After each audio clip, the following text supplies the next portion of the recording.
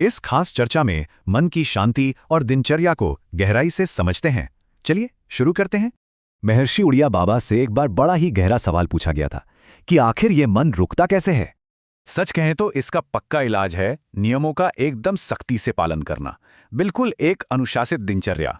मतलब समय तय होना चाहिए, जैसे सुबह ठीक 4 बजे उठ जाना और रात 10 बजे तक सो जाना। इस रूटीन में सुबह का ध्यान, नाम जप और दिन भर के कामों को ईश्वर को सौंपना शामिल है। खैर, यहाँ एक बहुत बड़ा सवाल उठता है, असली आध्यात्मिक कर्तव्य या धर्म असल में है क्या? सीधे शब्दों में कहें तो अपने काम और पारिवारिक जिम्मेदारियों को पूरी ईमानदारी से निभाना ही असली धर्म है। अगर काम में ही बेईमानी है ना, तो फिर घंटों बैठकर किया गया नाम जप भी बिल्कुल बेकार है। सोचिए, चंद रुपयों के लिए नकली दवाएं या सिंथेटिक दूध बेचना, ये समाज का कितना भयानक पतन है। व्यापार में सच्चा मुनाफा कमाना एकदम सही है, लेकिन धोखा इंसान की बुद्धि को पूरी तरह भ्रष्ट कर देता है। अनैतिक तरीके से कमाया पैसा सिर्फ बुद्धि नहीं बिगाड़ता, बल्कि जिंदगी में भयानक दुखों को भी न्योता देता है। ऐसा पैसा बिल्कुल जहर की तरह है। ये पूरे परिवार की शांति छीनकर सिर्फ अशांति और क्लेश भर देता है। सूखी रोटी और ईमानदारी में जो सुकून है ना, वो बेईमानी से कमाए गए करोड़ों रुपयों में भी नहीं है। रिश्वत और घोटालों से आए ये लाखों रुपए कभी भी सच्ची शांति या भगवान की कृपा नहीं खरीद सकते।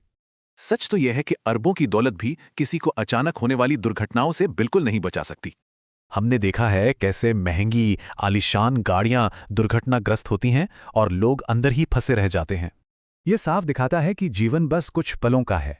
मौत के सामने कोई दौलत काम नहीं आती। यकीन मानिए, हमारे हर एक सेकंड के कर्म का हिसाब ऊपर वाले के पास एकदम पक्का दर्ज हो रहा है।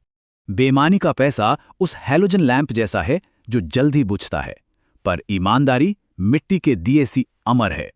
शरीर से विदाई कभी भी हो सकती है, इसलिए जिंदगी के हर पल का ईमानदार कर्म हिसाब में जुड़ता है।